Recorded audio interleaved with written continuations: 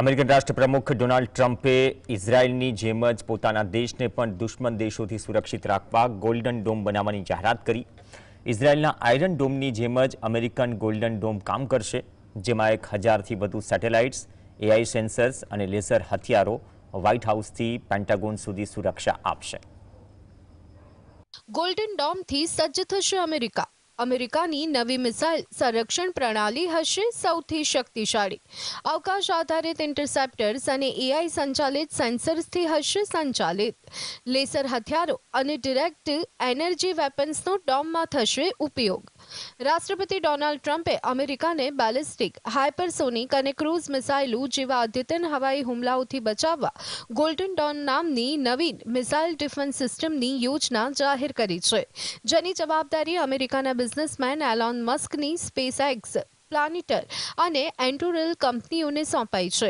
27 જાન્યુઆરી 2025ના executive order દ્વારા શરૂ થયેલું આ પ્રોજેક્ટ ઇઝરાયલના આયર્ન ડોમથી પ્રેરિત છે, પરંતુ તેનું સ્કેલ અને ટેકનોલોજી અમેરિકાના વિશાળ ભૂપ્રદેશને સુરક્ષિત રાખવા માટે ઘણી અદ્યતન છે, જેમાં અવકાશ આધારિત ઇન્ટરસેપ્ટર્સ અને એઆઈ સંચાલિત સેન્સર્સનો સમાવેશ થાય છે।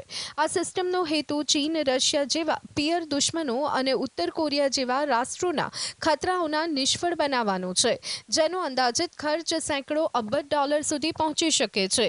જો કે નિષ્ણાંતો ચેતવણી આપે છે કે આવી વ્યાપક સિસ્ટમની ટેકનિકલ શક્યતા અને ખર્ચ અસરકારકતા અંગે ગંભીર પડકારો છે, જે આયોજનને જટિલ બનાવે છે। ગોલ્ડન ડોમની ડિઝાઇનમાં 400થી 1000 સેટેલાઇટ્સનું નેટવર્ક સામેલ છે, જે પૃથ્વીની ભ્રમણ કક્ષામાં ફરતા મિસાઇલોને શોધીને બુસ્ટ ફેઝમાં જ તેમને નષ્ટ કરશે, જેમાં લેસર હથિયારો અને ડિરેક્ટેડ એનર્જી વેપન્સનો ઉપયોગ થશે।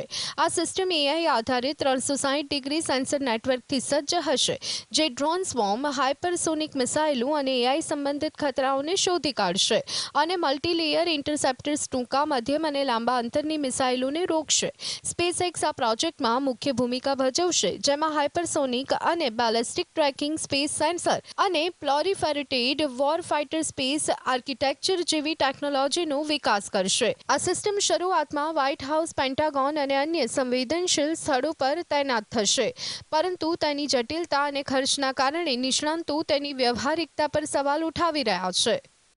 રાષ્ટ્રપતિ Donald Trump golden dome missile defence સિસ્ટમની કરી જાહેરાત। હાઇપરસોનિક અને બેલિસ્ટિક મિસાઇલ ટ્રેકિંગ સિસ્ટમથી ડોમની વધશે તાકાત। આ પ્રોજેક્ટમાં સ્પેસએક્સ, પ્લાનેટર અને એન્ટુરલ કંપનીઓની રહેશે ભૂમિકા। વાસ્તવમાં અમેરિકન પ્રેસિડેન્ટ ડોનાલ્ડ ટ્રમ્પનું આ ગોલ્ડન ડોમ ઇઝરાયલના આયર્ન ડોમથી અલગ છે, કારણ કે તે દરેક આવનારી મિસાઇલને નુકસાનકારક હોય કે ન હોય રોકવા માટે રચાયેલ છે, જ્યારે ઇઝરાયલની સિસ્ટમ ફક્ત ખતરનાક ટૂંકા અંતરની મિસાઇલોને નિશાન બનાવે છે।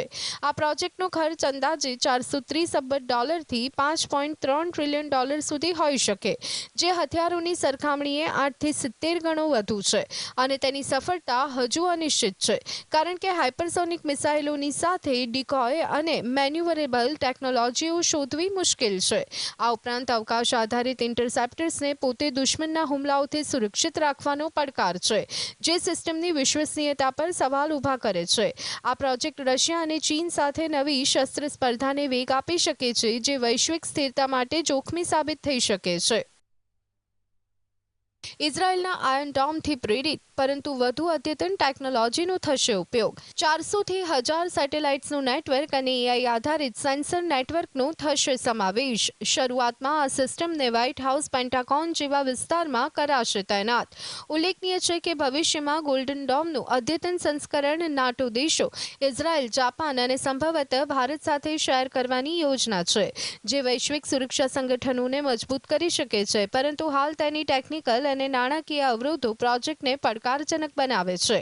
એલોન મસ્કની સ્પેસએક્સ આ પ્રોજેક્ટમાં 200થી વધુ હુમલાખોર સેટેલાઇટ્સ બનાવશે નહીં, પરંતુ ટ્રેકિંગ અને સેન્સર સેટેલાઇટ્સનું નિર્માણ કરશે, જે ગ્લોબલ મિસાઇલ ટ્રેકિંગમાં મદદ કરશે। જો કે આ સિસ્ટમની સફળતા માટે અવકાશમાં સતત કનેક્ટિવિટી અને આર્કટિક જેવા પ્રદેશમાં ઇન્ફ્રાસ્ટ્રક્ચરની જરૂર છે, જે હજુ વિકાસના પ્રારંભિક તબક્કામાં છે।